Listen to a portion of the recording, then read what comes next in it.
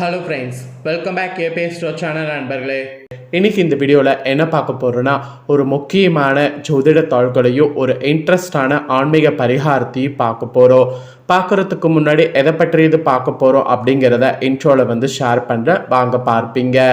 2026 4வது மாதமான ஏப்ரல் மாதம் நடந்துட்டுருக்கு.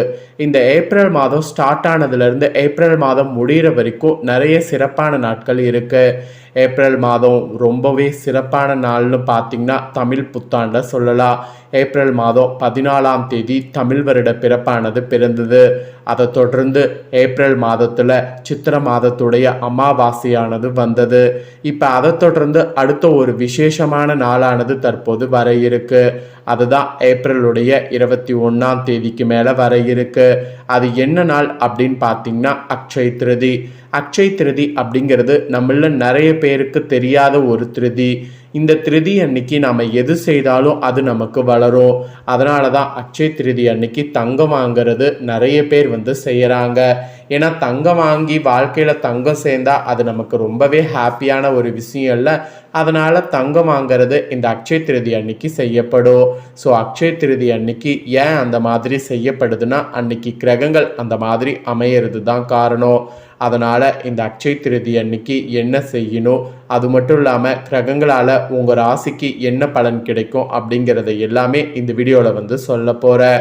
ஸோ யாருக்கு சொல்ல போகிறேன் அப்படின்னு பார்த்தீங்கன்னா, ஃபஸ்ட்டு ராசியான மேச ராசிக்கு சொல்ல போகிறேன். மேச ராசியில் பிறந்தவங்க இந்த ஒரு வீடியோவை ஃபுல்லாக பாருங்கள். உங்கள் ராசிக்கு என்ன மாதிரியான பலன் கிடைக்கும் அப்படிங்கிறத தெரிஞ்சுக்குங்க. அதுவும் யாரும் சொல்லாத ரகசியங்களை இந்த வீடியோவில் உங்களுக்கு சொல்ல போகிறேன். அக்ஷய திருதி அன்னைக்கு தங்கம் தவிர வேறு சில பொருட்களும் வாங்கலாம். அதெல்லாம் என்ன பொருட்கள், அதை வாங்கிறதுனால அதிர்ஷ்டம் எப்படி வரும் அப்படிங்கிறதையும் சொல்ல போகிறேன். அதையும் இந்த வீடியோவில் மேச ராசிக்காரங்க உங்களுக்கான பலனை தெரிஞ்சு பலன் பெறுங்க.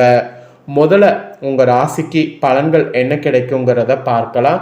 அதுக்கப்புறமேட்டு உங்களுக்கான அந்த பரிகாரத்தை பார்க்கலாம். ஸோ முதல்ல பலன்களை தெரிஞ்சுக்குங்க. எப்பயுமே பெரும்பாலுமே மற்றவரிடம் இனிமையாகவும் நாகரிகமாகவும் பேசி பழகுபவர்கள் நீங்கள். பெரும்பாலுமே இந்த குணத்தோடு தான் இருப்பீங்க. இந்த குணத்தோடு இருக்கிறதுனால உங்களிடம் மனவிட்டு பேசக்கூடிய உங்கள் நல விரும்பிகள் உங்களை சுற்றி நிறையவே வருவாங்க. அப்படி வரக்கூடிய அந்த நல விரும்பிகளை நீங்களும் நல்லா சந்தோஷப்படுத்தினீங்கன்னா அது உங்களுடைய பழக்க வழக்கங்களை இன்னும் அதிகப்படுத்தும். அதை விட அவங்கக்கிட்ட உங்களுக்குன்னு ஒரு அங்கீகாரம் கிடைக்கவும் செய்யும். அதனால் அந்த மாதிரி செயல்படணும் என்பது ஃபஸ்ட்டு உங்கள் ராசிக்கு சொல்லப்பட்டிருக்கு. அதோடு சிறப்பு பலன்களாக இனி நிறைய பலன்கள் உங்களுக்கு கிடைக்கும். அதில் ஃபஸ்ட்டு உத்தியோகத்தில் உங்களுக்கு குறிப்பிடப்பட்டிருக்கு. உத்தியோகத்தில் என்ன குறிப்பிடப்பட்டிருக்குங்கிறத வாங்க பார்க்கலாம். அலுவலகத்தில் உங்களுக்குன்னு பார்த்தீங்கன்னு வச்சுக்கோங்களேன், பதவி உயர்வு, ஊதிய உயர்வு போன்ற நன்மைகள் கிடைக்க வாய்ப்புகள் இருக்குது. அதுவும் அந்த வாய்ப்புகள் கிடைக்கிறத நீங்கள் நல்லா பயன்படுத்திக்கிட்டிங்கன்னா உத்தியோகத்தில் பிரகாசமாக இருக்கலாம். ஸோ சின்ன வாய்ப்போ பெரிய வாய்ப்போ வரக்கூடிய வாய்ப்பை எதையும் மிஸ் பண்ணிடாதீங்க. எல்லா வாய்ப்புகளையும் பயன்படுத்திக்கோங்க. அப்போ தான் பிரகாசமாக நீங்கள் இருக்க முடியும். அதுவும் உத்தியோகத்தில் பெரும் பிரச்சனைகள் எதுவும் ஏற்பட வாய்ப்பில்லை அப்படிங்கிறதுக்காக அசால்ட்டாக இருக்காதீங்க. வாய்ப்பில்லைங்கும் போது வேறு பிரச்சனை வருவதற்கு வேறு வழி கூட இருக்கும். அதனால் கடின உழைப்பு தேவைப்படும். எந்த அளவுக்கு கடின உழைப்பு இருக்கோ அந்த அளவுக்கு உத்தியோகத்தில் உங்களுக்குன்னு ஒரு இடத்த பிடிக்க முடியும். அதனால் உத்தியோகத்தில் இருக்கக்கூடிய மேச ராசிக்காரங்க வரக்கூடிய வாய்ப்பை பயன்படுத்தி கடின உழைப்பு போடணும். இதுதான் உங்களுக்கு சொல்லப்பட்டிருக்கு. நெக்ஸ்ட்டு வியாபாரம் செய்யக்கூடிய வியாபாரிகளுக்கு சொல்லப்பட்டிருக்கு. வியாபாரக்காரங்க என்ன மாதிரி வியாபாரம் செய்தால் லாபம் அப்படிங்கிறத வாங்க பார்க்கலாம். இரும்பு வியாபாரம் செய்கிறவங்களுக்கு உங்களுடைய அதிக முதல் போடுவதை இப்போதைக்கு தவிர்க்கிறது நல்லது. மீறி அதிக முதலீடு போட்டிங்கன்னா இப்போ உங்களுக்கு லாபம் தராது, நஷ்டம்தான் ஏற்படும். அதனால் இரும்பு சம்மந்தப்பட்ட வியாபாரக்காரங்க நீங்கள் இப்போ முதலீடு போடுவதை தவிருங்க. முதலீடு போடுங்க, கரெக்டாக போடுங்க. நஷ்டமானாலும் மேனேஜ் பண்ண முடியும்னா போடுங்க. நஷ்டமானால் திரும்ப மீள முடியாது அப்படிங்கிற பட்சத்தில் அதிக முதலீடு போடுவதை தவிர்த்துக்குங்க. பொருட்கள் விற்ற பின் தொழிலில் முதல் போடுவது நஷ்டத்தை தவிர்க்க இயலும். பொருட்கள் விற்கிறதுக்கு முன்னாடியே நம்ம வாங்கி வச்சிடலாம், கண்டிப்பாக நமக்கு நஷ்டம் ஆகாது அப்படிங்கிற மாதிரி இருந்தீங்கன்னா அதில் கண்டிப்பாக நஷ்டம்தான் ஏற்படும். அதனால் பொருட்கள் விற்ற பின் தொழிலில் முதல் போடுவது நஷ்டத்தை தவிர்க்க முடியும். ஸோ அதனால் கொஞ்சம் கவனமாக வியாபாரக்காரங்க செயல்படுங்க. ஸோ உத்தியோகத்தில் இருக்கிறவங்க வாய்ப்பை பயன்படுத்தணும், கடின உழைப்பை போடணும். வியாபாரக்காரங்க நீங்கள் நஷ்டத்தை தவிர்க்க முதல் போடுவதை தவிர்க்கணும். இதெல்லாம் ஒரு எச்சரிக்கையாக உங்களுக்கு சொல்லப்பட்டிருக்கு. அப்புறம் குடும்பத்தை நிர்வகிக்கக்கூடிய தலைவன் தலைவிகளுக்கு சொல்லப்பட்டிருக்கு. குடும்பத்தை நிர்வகிக்கக்கூடிய தலைவன் தலைவிகள் வீட்டுக்கு தேவையான பொருட்கள் வாங்குறதா இருந்தால் வாங்கலாம். உறவினர் விருந்தினர் இவங்களுடைய வருகை உங்களுக்கு இருக்கு. அதோடு அவங்க வகையில் செலவுகளும் உங்களுக்கு அதிகரிக்கும். ஒரு பக்கம் வருகனா இன்னொரு பக்கம் அவங்களுக்கு செய்யணுங்கிற செலவு ரெண்டுமே இருக்கும். இருப்பினும் உங்கள் சிக்கன நடவடிக்கைகள் உங்கள் கணவன் மனதில் நீங்கள் இடம்பெற முடியும். அதனால் சிக்கனத்தை கடைபிடிக்க மறக்காதீங்க. விருந்தினர் வருகை இருந்தாலும் அவங்களுக்கு செலவுகள் செய்கிறதுலேயும் சில சிக்கல்கள் நீங்கள் பார்த்து தான் மெயின்டைன் பண்ணணும். அதாவது சிக்கனங்கிறத கடைபிடித்து அந்த சிக்கலை தவிர்க்கணும் என்பது உங்களுக்கு குறிப்பாக சொல்லப்பட்டிருக்கு. அப்புறம் கலைஞர்களுக்கு சொல்லப்பட்டிருக்குங்க. கலைஞர்கள் பொறுத்த வரைக்கும் புதிய புதிய ஒப்பந்தங்கள் இப்போ கையெழுத்திடுற மாதிரி நிறைய வாய்ப்பு வரும். அப்படி வரும்போது அதை முழுமையாக கவனமாக படிங்க. படிக்காமல் எல்லாம் கரெக்டாக இருக்கும் அப்படின்ட்டு கையெழுத்து போட்டு பெருசாக மாட்டிக்கொள்ளாதீங்க. முழுமையாக கவனமாக படித்துவிட்டு அதுக்கப்புறமேட்டு கையெழுத்து போடுவது தான் உங்கள் கலைத்துறையில் இருக்கிறவங்களுக்கு நல்லது. ஸோ இதுவும் ஒரு எச்சரிக்கையாகவே சொல்லப்பட்டிருக்கு. அப்புறம் மாணவர்களுக்கு சொல்லப்பட்டிருக்கு. மாணவர்கள் பொறுத்த வரைக்கும் நீங்கள் சக மாணவர்களோடு பம்பு வழக்குகளில் ஏற்படுத்தி கொள்ளாமல் அவங்கக்கிட்ட நட்புணர்வோடு பழகி வரணும். அதாவது சக மாணவர்கள் உங்கள் கூட இருக்கிறாங்கள அவங்கக்கிட்டலாம் அதிகமாக கோவப்படக்கூடாது. பம்பு வழக்குகளை அதிகமாக ஏற்படுத்தி கொள்ளக்கூடாது. அவங்கக்கிட்ட நட்புணர்வோடு பழகி முயற்சி பண்ணிங்கன்னா நற்பெயரை காப்பாற்றி கொள்ள முடியும். இல்லைனா உங்களுக்கு தான் கஷ்டம். ஆக மொத்தம் மேச ராசிக்காரங்க இந்த மாதிரி ரொம்ப ரொம்ப ரொம்ப ரொம்ப கவனமாக செயல்பட வேண்டும்.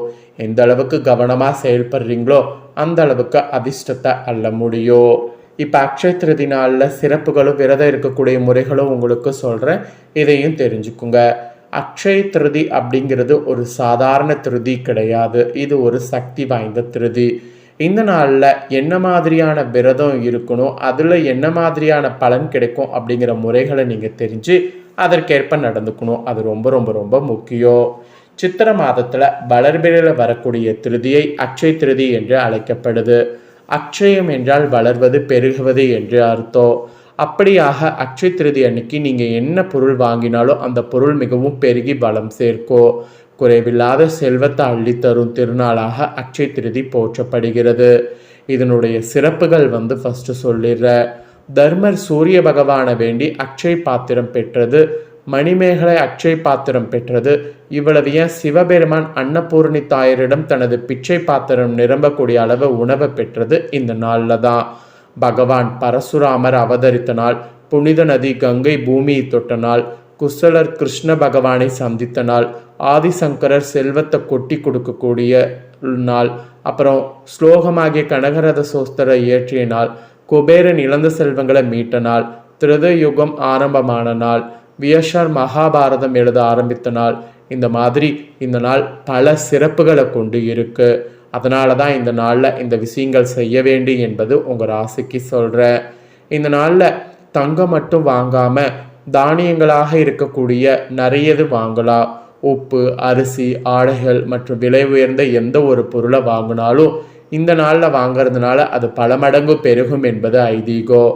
இந்த தினத்தில் புதிய தொழில் கூட தொடங்கலாம். பூமி பூஜை செய்வது கூட இந்த நாளில் பண்ணலாம். ஏழைகளுக்கு தானம் செய்யலாம். பிதுர்களுக்கு தர்ப்பணம் செய்யலாம். அப்படிலாம் இந்த நாளில் செய்வதன் மூலம் உங்களுக்கு ஆசீர்வாதம் பெற்று உங்கள் வாழ்க்கையில் சிறப்பாக வாழ முடியும். ஸோ இந்த அக்ஷய திருதி அன்னைக்கு விடியறதுக்கு முன் எழுந்து சுத்தமாக நீராடி பூஜையை சுத்தம் செய்து விளக்கேற்றி கோலம் போட்டு அதன் மீது ஒரு பலகை வைங்க. பின் பலகையின் மீது கோலம் போட்டு ஒரு சொம்பில் சந்தன குங்குமம் இட்டு அதில் நீரை நிரப்பி அதன் மீது பெரிய தேங்காய் வைத்து மாவிளைகளை அதனை சுற்றி அதுக்கு கலசம் போல் தயார் செய்ய வேண்டும். பின் அந்த கலசத்தின் அருகில் மஞ்சள் பிள்ளையார் பிடித்து வைத்து அதன் அருகில் புதிதாக வாங்கிய பொன் பொருட்களை வைத்து பூ போட்டு பூஜை செய்ய வேண்டும். பிறகு அதற்கு கற்பூர தீபாரதனை காட்டி வணங்கினால் வளமான செல்வம் பெருகும். அதுக்கப்புறம் இந்த நாளில் ஏழைகளுக்கு அன்னதானம் செய்யுங்க. உணவு வஸ்திரம் போன்றவற்றை தானமாக வழங்குங்க. பசுவுக்கு கீரை வகைகளை வழங்குங்க. இந்நாளில் அன்னதானம் செய்வது மிகப்பெரிய புண்ணியமாக கருதப்படுது. ஸோ இந்த அக்ஷய திருதி அன்னைக்கு இதெல்லாம் நீங்கள் ஃபாலோ பண்ணணும். ஸோ இந்த வீடியோவை உங்கள் ஃப்ரெண்ட்ஸ் ஃபேமிலிக்கும் ஷேர் பண்ணுங்கள். உங்கள் ஃப்ரெண்ட்ஸ் ஃபேமிலியில் இருக்கவங்களும் மேசராசிக்காரங்க பார்த்து பயன்பெறட்டும். புதிய தகவல்களை தெரிந்து கொள்ள சேனலை சப்ஸ்கிரைப் பண்ணுங்கள். வேறொரு வீடியோவில் உங்களை சந்திக்கிறேன். நன்றி, வணக்கம்.